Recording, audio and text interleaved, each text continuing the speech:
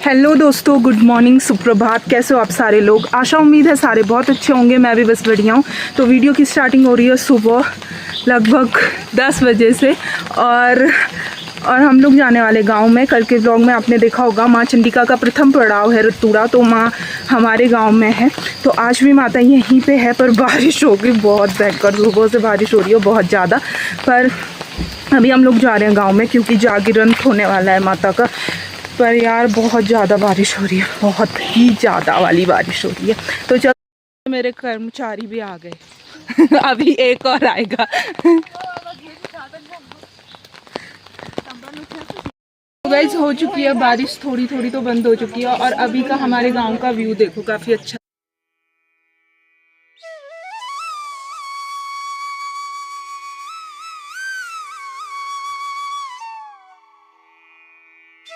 चलते हैं फिर से। अच्छा था मेरा पोपट ला। हेलो हेलो, प्रणाम प्रणाम प्रणाम करो। खुश रहो खुश रहो।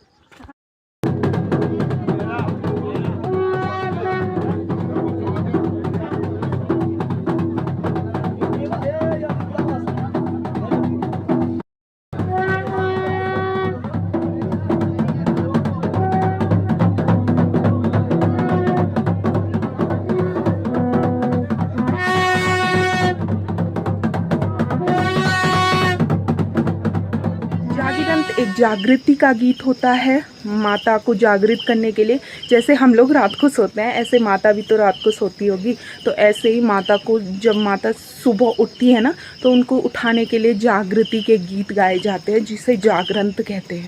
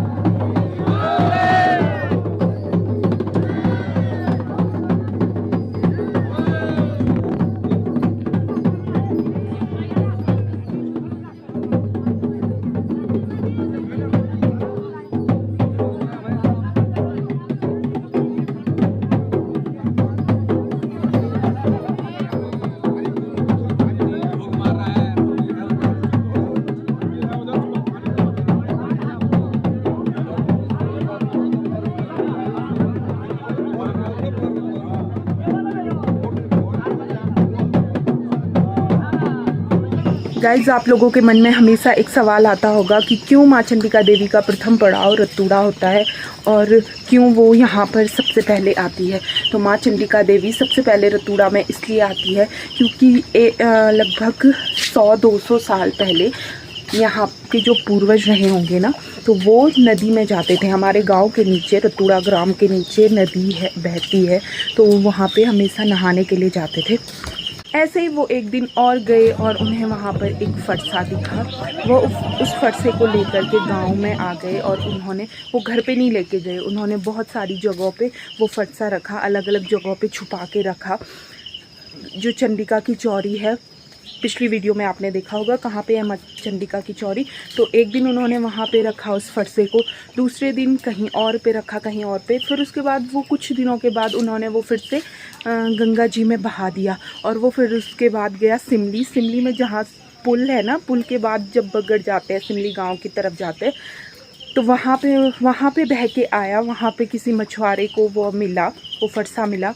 उसके बाद मछुआरे ने भी वो अपने पास रखा और कुछ दिन बाद मछुआरे ने भी बहा दिया था वो फरसा। तो जब वहाँ पे भी बलि होती थी, जहाँ पे पुल है, लेकिन अब वहाँ पे बलि नहीं होती है, यहाँ रतूड़ा में भी बलि होती थी, अब नहीं होती है। फिर उसके बाद बहाने के बाद फिर से फरसा किनारा लगा और जहाँ पे अब मंदिर है वहाँ पे आ गया। तो इसलिए माँ रौद्र रूप में यहाँ पे आती है कि उनको यहाँ पे स्थान नहीं दिया गया और उनका जो फरसा था उसे बहा दिया गया। तो कुछ ऐसी है माँ चंडिका देवी की कहानी। कुछ बहुत सारे लोग बहुत तरह की कहानियाँ बोलते हैं कि ऐसा हुआ था, ये चोरी हुआ, वो चोरी कुछ भी नहीं हुआ था। यही एक कहानी है जो माँ चंडिका देवी, इसीलिए माता रतूड़ा में क्रोध में आती है। लेकिन कुछ देर रूठने के बाद माता मान भी जाती है, क्योंकि आप लोगों ने दुर्गा सप्तशती में पढ़ा ही होगा, कुपुत्र जाए तो क्वचित अभी कुमाता न भवती। कुपुत्र हो सकता है लेकिन कुमाता तो नहीं हो सकती है ना। तो माता फिर शांत रूप में आती है और सुख समृद्धि दे करके जाती है। तो कुछ ऐसी है रतूड़ा की कहानी और कुछ इसलिए है यह प्रथम पड़ाव।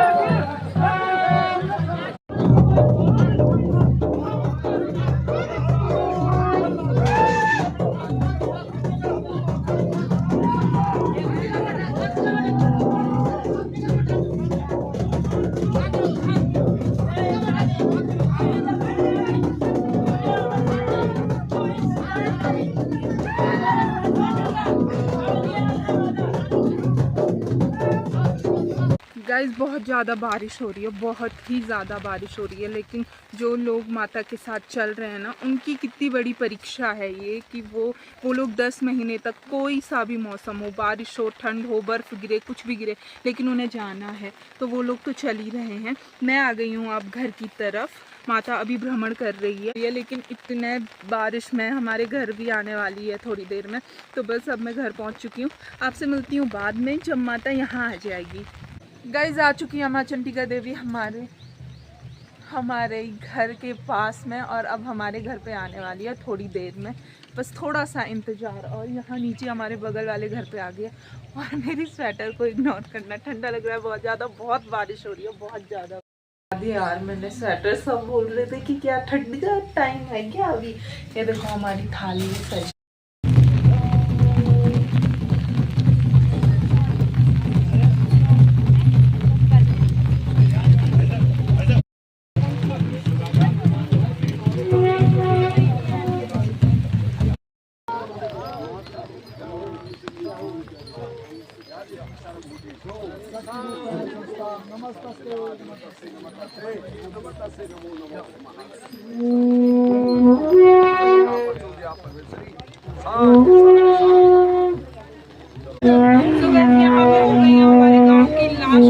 विदाई की भीड़ लग चुकी है। अब इसके बाद जाएंगे और, लेकिन हम लोग तो जाएंगे आधे रास्ते तक माता के, तो देखते हैं कहाँ तक जा पाते हैं।